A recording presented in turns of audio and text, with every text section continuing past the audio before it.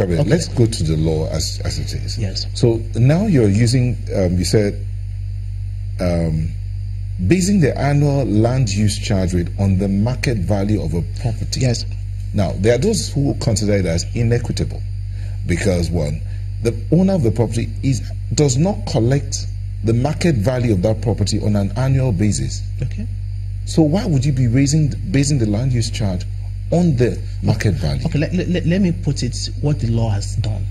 The law has tried to standardize rates, standardize valuation. Market value is a leveler. The market value here where you have your station and market value in Ikoyi can never be the same, even if you put the same structure that costs the same amount, because there will be variation. What market value has done is to ensure that we standardize. People can do it on their own. You can get a valuer to say, what is the market value? Even government has given you a particular market value. A valuer can give you what it is. And you have mediation process within the law where you can either approach government and government, we are not insensitive. We will know that this is the valuation. But back to the valuation being standardized. You don't get your annually the value of your valuation. But in this law, when you look at the rates for owner-occupier is 0.076%. We'll come to that, but let me bring in Mr. So we're not asking for everything. Now, beyond the legality of the law, yes, speak to us specifically about the provisions now. What is your grouse about the provisions of this law? I'm a big believer in taking government to the people. And the closest level of government to the people is the local government. This is why I started my argument from the point of view of the Constitution, which says that the local governments are responsible for the collection of tenement, or for the evaluation and collection of tenement rates.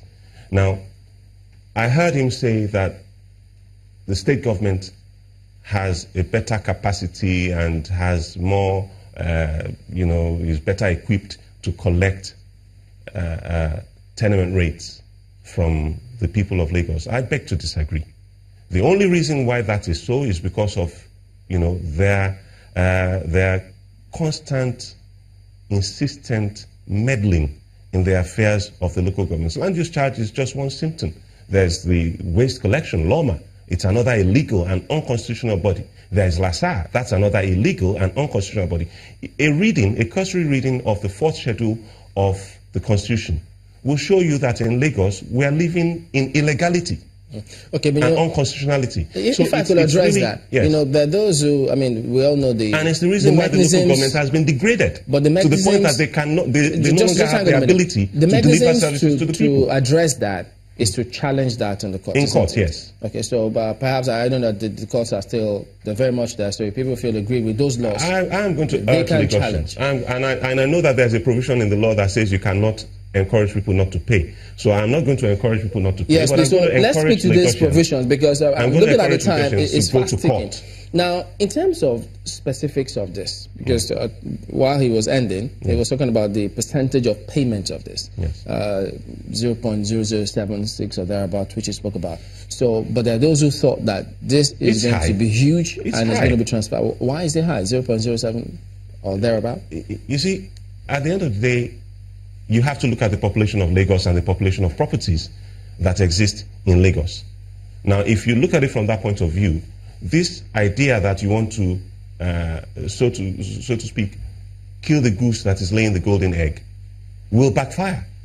Because what will happen... Okay, let's put it this way, yes. So people could also understand and follow this narrative. Let me ask you, Commissioner, if a house, a property, is valued at, say, 30 million, okay, use that analogy and give us, if you were to do your calculation and tell us how you arrived at that calculation, how much would we be paying and what are we specifically paying for? Okay, thank you very much. This analogy we just put to bear and let Lagosians also judge for themselves. The law provides for what we call general reliefs. If a property is valued at 30 million, like you said, we are only charging it to tax based on 60% value, which means for 30 million is going to be 18 million. How did you arrive at the 60? Because there's a general relief based on the new review, that grants you exceptions of 40% of the value of your property ab initio. You don't need to apply to the commissioner for anybody, or anybody for that. So the law, in looking at it, putting human face to it, I said for 30 million that you gave example, we will not charge you based on 30 million. Though we would like a proper valuation to be done to determine that it's 30 million. Once that is done, we will then give you 40% as a discount, as a relief. Okay, so first, you can't pay anything, there can be no charge until that valuation is done. I'm coming to that. Okay. So when that is done, we have 18 million. If you are an owner-occupier, your rate, based on the discounted value of that 30 million, which is now 18 million, is 0.076%. What does that translate to? It translates to that for owner-occupier, you are going to pay 13,060 naira. Monthly? Annually. Which then means that it is 1,330 naira per month. That is for 30. So if you are now living in that property and you are renting part of it out, it falls into another category.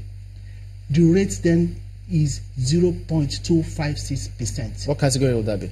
It's called owner-occupier with third party. You are occupying part of it and there's a third party, which means that you are earning income in that particular session. So what would that give you? What Lagos State is asking you under the 30 million is that will just translate to 46,000 naira per annum. That's if you have tenants? Yes, 46,000 per annum. And that is what is before Lagosians. Is that high? Irregardless of whether it is low or it is high, what it amounts to, especially the tenement rate component of that bill, is an emasculation of the local government, because you are taking away monies that should go directly to the local government, and we all know how government is in Nigeria. Forget what is written in the books. We know that once money, as Yoruba people say, that is when moi moi enters into Eko, to get it out is really, really difficult. But that's sentimental because... it's not sentimental. It is not sentimental. Because we have to go with what we have seen over the last 20 years. You know, the governor said in one of the reports that this is going to be a win-win situation for people in Lagos State. You pay your taxes and you deliver regardless of what the governor says, the fact is that neighborhood roads all over Lagos State are in a state Let me of land on my question. Because the local governments do not have money. Let me land on this question, because the question goes to you. Because the governor says that it's a win-win situation for everybody, and one wonders that it's a win-win situation that you want to increase this from there about 340 billion to 720. Make some clarifications for us. Is that the actual figures that you want to hit by the year 2018? Let me also provide the context to this so that we get it right. Because he said it's not that low, it's not that high, so we are modeling the whole thing. And the example I've given is quite clear so that Lagosians can have the figures. We're doing some review recently, and there are some flats in Dolphin Estate. Since 16 years ago, they've been paying 1,200 naira to Lagos State on land use charge. So those are the facts. Those are the things that have led to some of this review. Is that too small? You can tell me the cost of goods in 16 years ago, whether the value of money 1,002 is still the value of money today. And for government that will demand probity, will demand government to provide infrastructure. So that cost of building road in 16 years ago is the same thing we have now. And if that rate still remain 1,002 16 years ago, it's still the same value for money. I think those are the questions that we're putting out there for people to ruminate and give feedback to government on. How much is your IGR? Our IGR this year, we set a target of 720 billion. And what we want to ensure is that on a monthly basis, at least, we should be able to move from the current rate of either 25 billion or 30 billion per month, depending on performance of the month, to around 50 billion per month. That is where we are going to. But you have to put it in context in terms of the infrastructure challenge and the needs of negotiations and what government needs to do. Can we call this property tax? It is a property tax. Yeah, but it's a progressive tax regime. Okay, speak to that. Not everybody that this tax is incident upon. You mentioned the fact that you were going to talk about whether or not there has to be valuation before any charge is made. Yes. Speak to that before we go to break.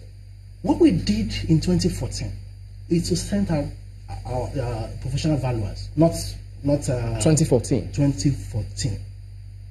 2014, and the valuation had a lifespan of 5 years based on the law. So they've done the valuation of properties across our states. So we have that compared. So what that means is that there's a basis to implement the law. What we've then done again is that from this week, next week, up to like 6 months' time, other valuers, estate valuers, professionals will be going around our states, also carrying out an update in readiness for 2019, because the 5 years of the old one will have elapsed. So there's a basis to charge. We need to go to break, but we'll be back in just a moment. Don't go away.